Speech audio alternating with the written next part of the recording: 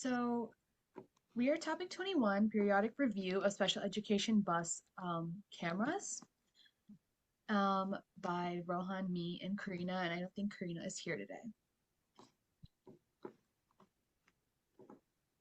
So just a little bit about the background. So child safety and abuse is a major concern for all parents, and it's a larger concern for kids with special needs and their parents. So in Montgomery County, a bus driver was actually charged with second-degree rape for the sexual abuse of four special ed students. And in Howard County, a similar thing happened where a bus aide was charged with assault and fourth-degree sexual offense for hitting a nonverbal student and sexually assaulting another one.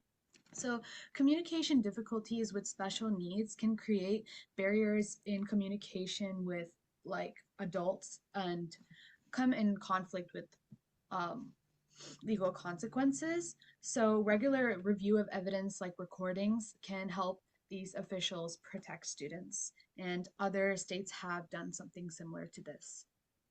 So, a couple of preventative measures. So, due to the past history of the exploitation of children with special needs, preventative measures should be taken in order to ensure their safety.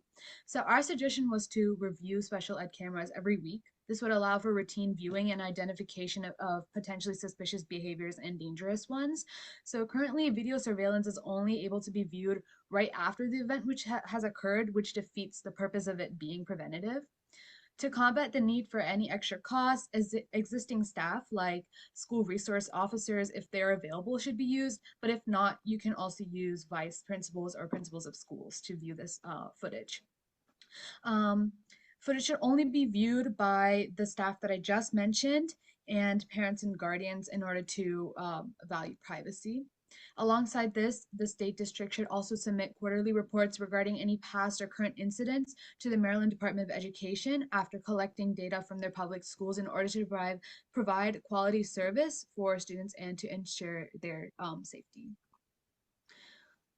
A little bit about HB 694. So this bill was introduced on January 24, 2025, and it requires school systems to evaluate public schools for physical safety concerns with accessibilities for individuals with disabilities and document cases where inaccessibility for a student with disability became an issue that had the potential to hinder an emergency response. So that's where the whole bus camera situation comes in because this can hinder the safety of a student. So in general, the bill is focused on improving safety for disabled or special needs students. So now for some of the most important legislation that um is pertaining to this issue. So first is New York Senate Bill 8858. So this allows parents and guardians to review the school bus footage for special need kids. This is only if the student or parent or guardian reports an act of misconduct. And this must also occur under the supervision of the school principal or under another official. And the main goal of this legislation was to increase student safety, as we mentioned, but while also protecting their privacy, as the footage can only be viewed with a school official with them. Next, and the most pertinent to this issue, is New Jersey Assembly Bill 207, which is also nicknamed Emma's Law. So it requires that all special need schools buses to that have to be equipped with interior camera footage, and it also requires that there must be an installation of a GPS tracking system, and this will provide the location and speeds of all buses. And one more thing that is required is communication between the bus and officials.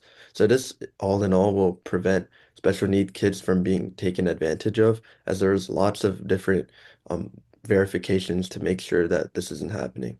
And the reason this is called Emma's Law is because of a previous incident of neglect towards a special need student who is Emma. And now finally for implications for our legislation. So first is enhanced student safety. So having the proactive reviews of school camera footage can prevent any misconduct towards these students, and especially because many of them can speak up for themselves.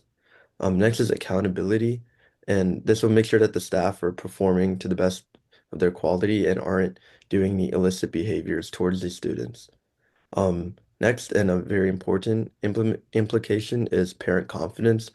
And many parents of special need kids are very nervous and have tensions when their kids are going on these buses because of this issue. But having this legislation may strengthen the trust the parents have with the school district and ease these tensions. Next are the privacy safeguards.